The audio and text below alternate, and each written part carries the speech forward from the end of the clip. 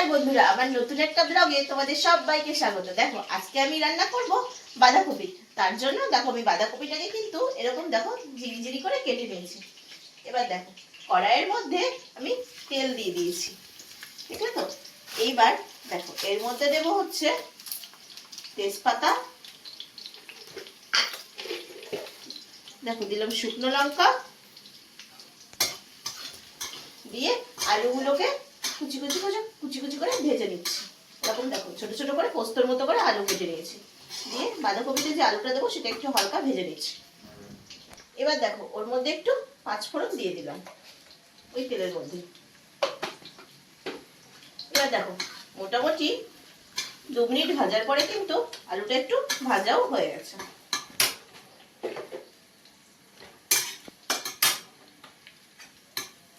এবার দেখো এর মধ্যে আমি বেটে রেখেছি আদা, লঙ্কা আর জিরে একসাথে করে পেস্ট করে রেখেছি, এটাকে আমি এর মধ্যে দিয়ে দিলাম। আদা, লঙ্কা, জিরেটাকে তেলের মধ্যে দিয়ে দিলাম।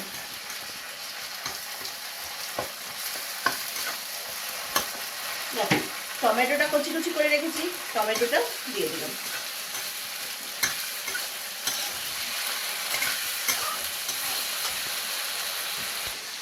দেখো এবার মশলাটা অল্প ভাজা ভাজা হলে এর মধ্যে দিয়ে দেবো লবণ, এটা দিলাম হচ্ছে হলুদ গুঁড়ো, আর দেবো পরিমাণ মতো লবণ,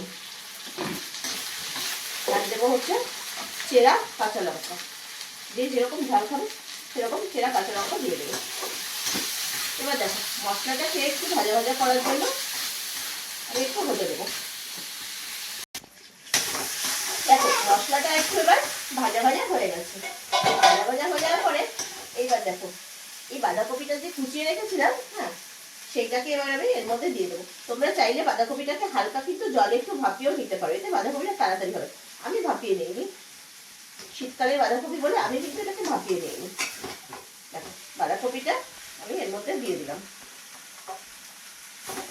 দিয়ে মশলার সাথে বাঁধাকপিটাকে ভালো করে দেখো নাড়াচাড়া করবো।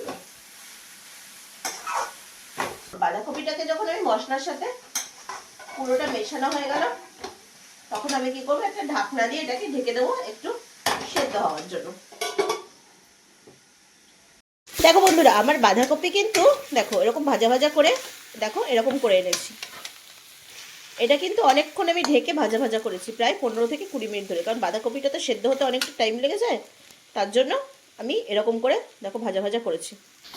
দেখো এবার যখন বাঁধাকপিটা আমার পুরো দেখো এরকম ভাজা ভাজা হয়ে গেছে, প্রায় হওয়া হয়ে গেছে, এর মধ্যে আমি অ্যাড করব একটু কর্নফ্লাওয়ার।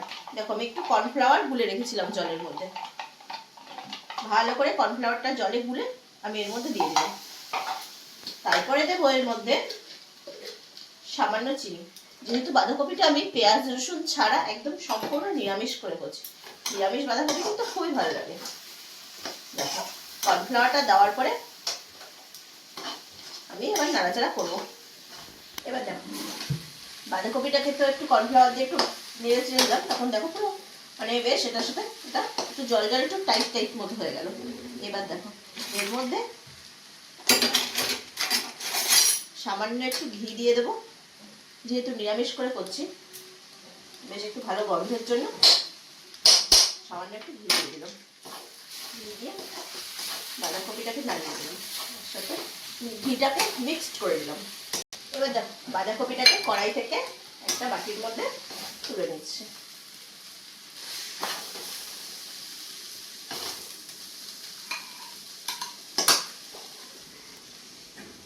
দেখো বাঁধাকপিটাকে দেখতে কিন্তু এরকম হয়েছে।